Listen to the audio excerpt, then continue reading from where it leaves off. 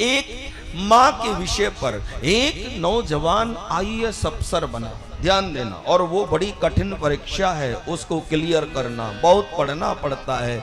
जब वो नौजवान आईएएस अफसर बन गया तो उसको नौकर चाकर मिले, लाल बत्ती की गाड़ियां मिली, 4-4 शैडो उसको मिल गई, रहने के लिए बंगला उसको मिल गया। जब उसमें रहने लगा, सारी व्यवस्थाएं हो गई, तो छुट्टी लेकर के उसने कहा ये सब तो मेरे माँ के श्री चरणों के आशीर्वाद से हुआ है, इसलिए पहले मैं अपनी माँ से जाकर के मिलूं। और वो लाल बत्ती की गाड़ी में आया, 4-4 शैडो थे, उनने उनको पीछे हटाया और माँ के श्री चरणों में जाकर के साष्टांग दंडवत प्रणाम जब उसने किया, माँ से कहा माँ ये सब तेरे चरणों का आशीर्वाद था, तू ही तो मेरे लिए ईश्वर है ना, तू पहली भगवान तू है मेरे लिए, तेरे श्री चरणों का आशीर्वाद मुझे प्राप्त हुआ तो आज मैंने उन ऊंचाइयों को छू लिया। और याद रखना, माता पिता का हम अपमान करेंगे तो कभी ऊंचाइयों को नहीं छू सकते, माता पिता का सम्मान करेंगे तो ऊंचाइयों को छुएंगे।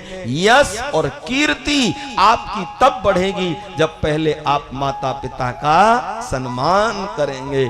तो वो आकर के साष्टांग प्रणाम करने लगा।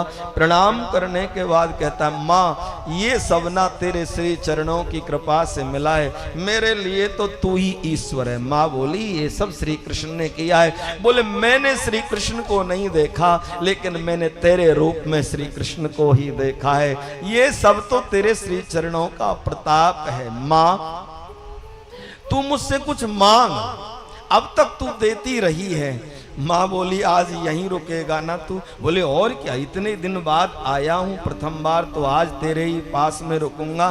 तो बोले शाम को मांगूंगी, अभी तो बहुत टाइम है। जैसे ही शाम हुई तो वो उत्सुक था कि माँ कुछ मांगेगी और मैं प्रसन्न होकर के उसे ला करके दूंगा। तो उसने कहा माँ तू कुछ मांगना मुझे। शाम हुई, माँ बोली पहले भोजन कर ले फिर मांग लूंगी, क्योंकि भोजन का टाइम हो रहा है, लेट तू करता नहीं है। पुत्र ने जल्दी से भोजन किया। बोले माँ कुछ मांगेगी आज मैं ला करके दूंगा, उसके श्री चरणों का मुझे आशीर्वाद मिला तभी तो मैं इस ऊंचाई पर पहुंचा हूं, इतना बड़ा अफसर बना हूं। भोजन के तुरंत बाद वो कहता है माँ अब तो कुछ मांग ले, तू बोल। तो माँ बोली कि तू आज रात ना मेरे साथ लेट, बस मैं यही मांगती हूँ।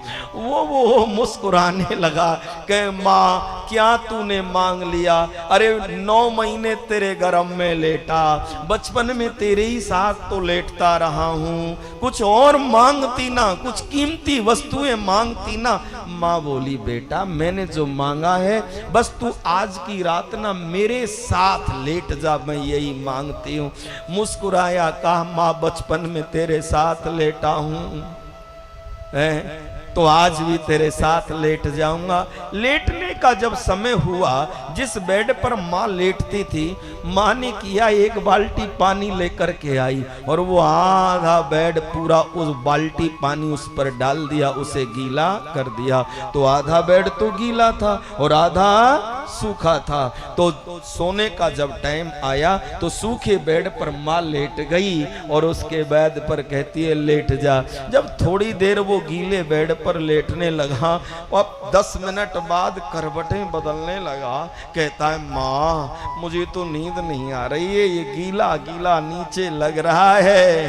तो माँ बोली मेरे पुत्रो वो जनवरी और फरवरी की सर्दियां याद कर, ठंड में जब मैं खुद गीले में सोती थी और तुझे सूखे में सुलाती थी तो मुझे नींद कैसे आती थी, कभी तूने सोचा? और आज तू कहता है कि माँ तू कुछ मुझसे मांग ले। तो पुत्र चरणों में गिर गया। माँ समझ में आया मैं तुझे कुछ नहीं दे सकता, तेरा ऋण तो 7 जन्मों में भी नहीं चुका सकता। तो मानो इस कल की जो माँ का और पुत्र का कैसा स्नेह और प्रेम होता है। बोलो भक्त वत्सल भगवान की। और कल हमने आपसे निवेदन किया, एक बात ध्यान रखना, बेटा 500 किलोमीटर दूर भी रहता होगा और यदि उसको नाइट में हल्का सा फीवर आ जाए ना, फीवर, यकीन करना आप, हल्का सा फीवर उसे हो जाए और नाइट में कोई तकलीफ हो तो सबसे पहले प्रातः काल होते ही माँ का फोन बेल बजेगी और पूछेगी तू ठीक तो है ना।